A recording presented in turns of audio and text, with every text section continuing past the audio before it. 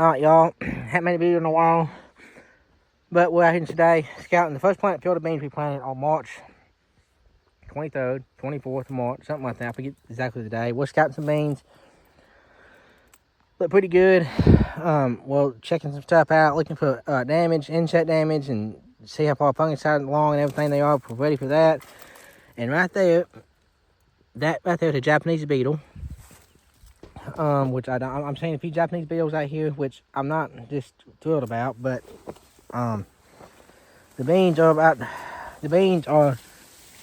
this spot here is kind of a low spot in the field. We've had a lot of rain, and so the beans are kind of stunted right here in this spot of the field, but they are decently tall still. They're up to my knees, and these are here a 3.9 Stein 3.9 and less bean.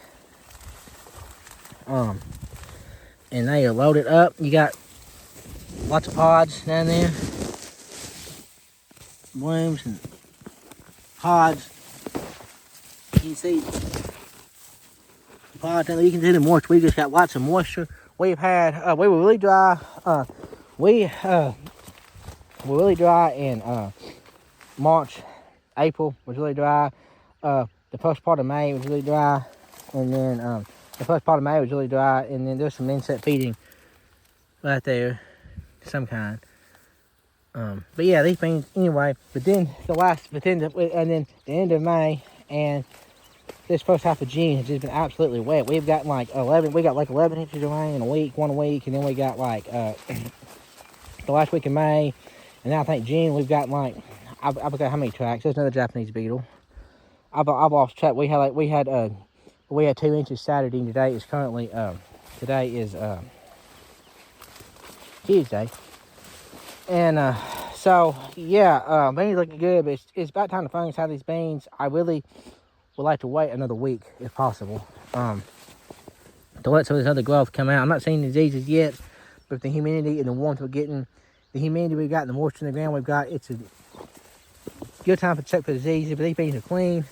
So far, I don't see anything. I'm seeing more insect damage. There's another beetle, another Japanese beetle. I'm seeing more insect damage out here than I'm seeing disease, which is good. So that means we can add an insecticide in with the fungicide pass.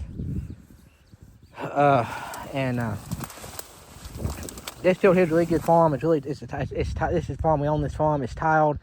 This bottom ground here is tiled. It sits up here. It's tiled. We own this field. It's really nice farm. I'm got just one of them damn beetles right there. This is ridiculous. They're having a little fun there. Anyway, so that's what I'm looking at here. Everything looks really good, other than the bugs and the. But I'd really like to wait a week or so to spray these if I could.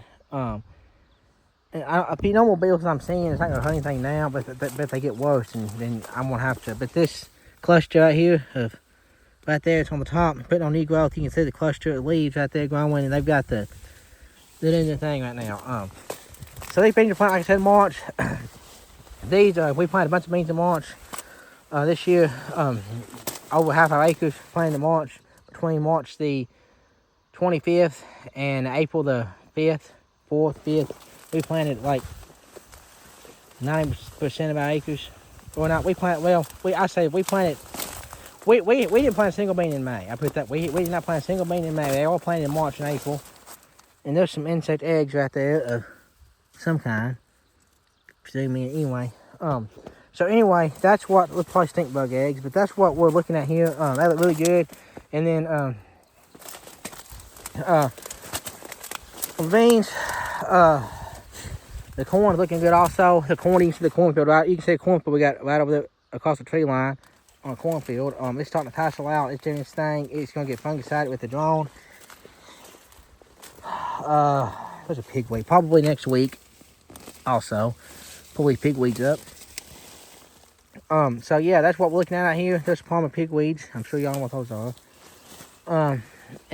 So yeah, these are, like I said, these are 3.9. And then